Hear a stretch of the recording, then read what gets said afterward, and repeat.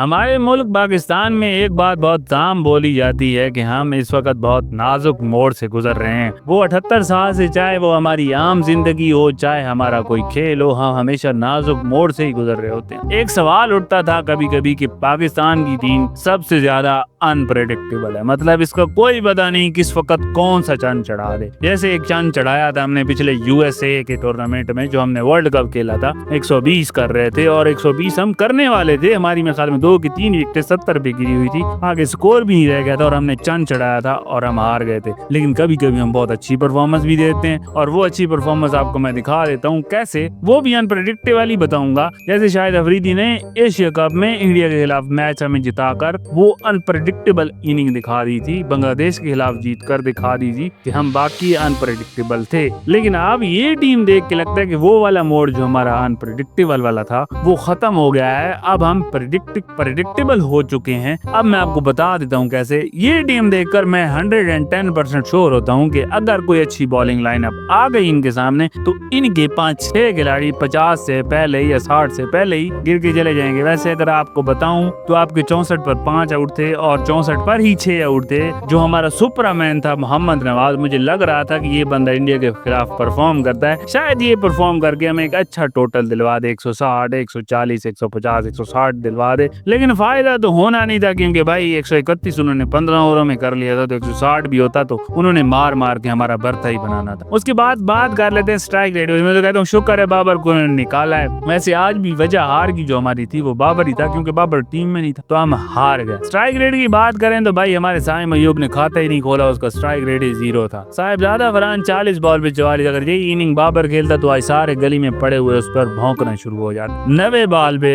90 के strike rate से खेला ये बंदा। और हमारा मिस्टर गूगल 60 के स्ट्राइक रेट से खेला है। भाई ये टेस्ट मैच चल रहा है, 5 बॉलों पे 3। फखर जमान ही थे जो 15 बॉलों पे 17 कर सके, 113 के स्ट्राइक रेट से खेले। सलमान अली आगा साहब 25 के स्ट्राइक रेट से खेले। हमारे हसन नवाज साहब 71 के स्ट्राइक रेट से खेले। स्कोर इनके मैं नहीं बताता क्योंकि वो तो ऐसे जैसे मैं फोन का नंबर बता रहा हूँ। मोहम्मद नवाज की बात करें तो भाई साहब ने खाता ही नहीं खोला। और हमारे Fahim Ashraf the all rounder the Ben Stokes the Pakistani Ben Stokes ने 14 बॉलों पे 11 किया और 78 के स्ट्राइक रेट से। और फिर आ जाते हैं हमारे बॉलर। मैं तो इन बॉलर से हमारों से हैरान हूँ। भाई हमें जिस चीज में तुमसे परफॉर्मेंस चाहिए वहाँ पे क्यों नहीं परफॉर्मेंस देते? हमें तुम्हें बॉलिंग में परफॉर्म करना चाहिए। अबे बॉलिंग में परफॉर्म करो ताकि हम जीते। ये बैटिंग में हमारी यही तो मसला है। सैम अयूब भी हमारा बॉलिंग में परफॉर्म कर रहा है, तो हमें बैटिंग में परफॉर्म करना है। जिसको बैटिंग में परफॉर्म करना है वो बॉलिंग में परफॉर्म कर रहा है, जिसको बॉलिंग में परफॉर्म कर रहा है वो बैटिंग में परफॉर्म कर रहा है। शाहीन शाह अफरीदी को मैं क्या समझाऊं, तुमने बॉलिंग पे जोर देना, यहाँ पे तुम्हें क्या जरूरत थी 4 छक्के लगाने की? क्या जरूरत थी थोड़ी सी आस दिलवाने की कि शायद हम जीत जाएं? सुफियान मुकीम ने बुमराह को 2 चौके लगा दिए। ओ भाई साहब हमारे बैट्समैनों से चौका नहीं लग रहा था, सिंगल नहीं निकल रहा था और हमारे बॉलर आके 2-2 चौके मार रहे हैं। और पता नहीं भाई कुछ समझ नहीं आ रही मुझे इस क्रिकेट की, जरा भी समझ नहीं आ रही। एक और मजे की बात बताता हूँ, बाकी जो इंटरनेशनल लेवल की, ये तो जितनी भी इंटरनेशनल लेवल हमारी खेल रही है, सच्ची बात बताऊं, सच्ची खरी बात बताऊं, ये इंटरनेशनल लेवल किसी नेशनल लेवल के खिलाने के काबिल भी नहीं है। ये मैं हकीकत बता रहा हूँ। टेक्निक होती है एक बंदे के पास क्लास होती है। आप लोग जो बाबर से चाहते थे ना कि बाबर छक्के मारे, बाबर बिल्कुल भी छक्के मारने वाला प्लेयर नहीं है। कभी आप बाबर की बैटिंग देखो और तवज्जो से देखो। जिस बंदे को क्रिकेट की थोड़ी सी भी सेंस है ना, को 10% भी सेंस है, वो देखेगा ना जब बाबर की शॉट्स को, तो उसे पता चलेगा कि बाबर तो जोर ही नहीं लगा रहा। बाबर सिर्फ बॉल को रास्ता दिखाता है कि बेटा तूने इस तरफ जाना है, चौका हो जाना है, इस तरफ जाना है, तूने चौका हो। मैं कहता हूँ आप बाबर की सारी इनिंग उठा के देख लो, बाबर ने किसी शॉट पे जोर नहीं लगाया हो। और बाबर की शॉटें चौके पर भी जाती थी। हमारे इन बैट्समैनों की शॉटें तो आधे रास्ते पे रुक जाती हैं, हालांकि गैप भी होता है और पीछे खिलाड़ी जाके पकड़ लेता है जैसे को मुर्गी को पकड़ रहा हो। और जो मैं बात करने वाला था ये था कि हमारे प्लेयर्स को जो वो छक्कों की प्रैक्टिस करवा रहे होते हैं, वो ऐसे डोली की तरह बॉल फेंक रहे होते हैं और उन पे छक्के मरवा रहे होते हैं। उनको ये कौन समझाएगा कि आगे भाई जो बॉलर लगना है वो केदार यादव लगना है, आगे जो बॉलर लगना है वो अक्षर पटेल लगना है, आगे जो बॉलर लगना है वो वरुण चक्रवर्ती लगना है। वरुण चक्रवर्ती जो भी था वो लगने हैं भाई। वो आपको सीधी डोली की तरह बॉल नहीं फेंकेंगे, वो स्विंग भी कराएंगे तो आपको बॉल मिडल में करना पड़ेगा बल्ले के, तब जाके वो स्टेडियम में जाएगा। यार मुझे तो मैं हैरान हूँ। मैं उनके एक बैट्समैन को देख रहा था, क्या नाम था उसका, अभिषेक शर्मा। लड़का वो लॉन्ग टर्म में टिकने वाला नहीं है, मैं आपको उसकी बताता हूँ। वो बॉल के ऊपर अपने पूरे जिस्म को डाल देता जाता है। थोड़ा सा सियाना बॉलर है, ये 1 मिनट की मार है, ये बंदा ये 1 मिनट की मार है, इसे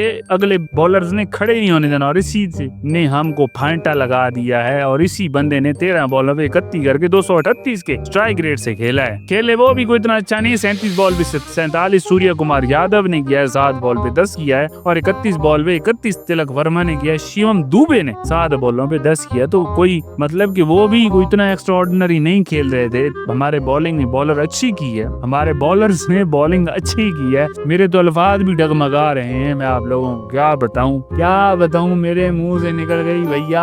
हमारा वो फुरकान भट्टी कह रहा था जब 14 कोई मैच था ना, जब 14 सितंबर को हम मैच जीत कर बैठे होंगे तो वो क्या फीलिंग होगी। अब मैं उस चू से पूछता हूँ, अब तेरी क्या फीलिंग है जब तू मैच हार के बैठा है? जरा मुझको बता दे भाई, बता दे तेरी क्या फीलिंग। ओ भाई, ऐसे लोगों, ऐसे मीडिया वालों की बातें सुनकर हम टीम सेलेक्ट कर रहे हैं तो हमारी टीम का बेड़ा गर्क तो होना ही है। आप किसी भी सियाने बंदे से पूछ लो, ये इंटरनेशनल लेवल की टीम ही नहीं है। ओ भाई, ये टीम ही नहीं है। आप लोग इनसे उम्मीदें लगा के बैठे हो। मैंने आप लोगों को पहले भी कहा था कि जब भी हम जीते तुक्का ही होगा, ये टीम तुक्के पे चलने वाली है। भाई पठान भाई, नाराज मत होना, लेकिन मैं क्रिकेट की सेंस में बात कर रहा हूँ कि हमारे दोस्त हैं पठान, जिनके साथ हम क्रिकेट खेलते थे और जब उनका बल्ला चलता था तो भाई ऐसा चलता था कि वो ऐसे पिटाई कर देते थे, धुआं निकाल देते थे बॉलरों का भी और बाल का भी। लेकिन जिस दिन उनके मतलब नहीं चलना होता था बैट, वो ऐसे ही 10 20 30 40 करके आउट होके चले जाते थे। भाई सारे पठान इन्होंने इकट्ठे कर दिए, सारे ही पठान भाई हैं। भाई आप लोग नाराज मत होना, मैं क्रिकेट की सेंस में बात कर रहा हूँ। मैं बाकी तो मैं पठानों को दिल से भाई सलूट है। और मुझे यहाँ पे एक और बात का भी डर लग रहा है, जैसे हमारे यहाँ गली मोहल्लों की क्रिकेट में, ये क्लब क्रिकेट में सोने लड़कों को खिला देते थे, कहीं वही वाला सीन तो नहीं चल रहा कि बेटा चाहे तू परफॉर्म कर या ना कर, ओपनर तू ही है, 1 डाउन तू ही है, 2 डाउन तू ही है। बेशक भाई जो मीडिया वाले जो कहते हैं कहने थे, तू खेलेगा भाई, तू खेलेगा, तू मेरा शहजादा है, तू खेल।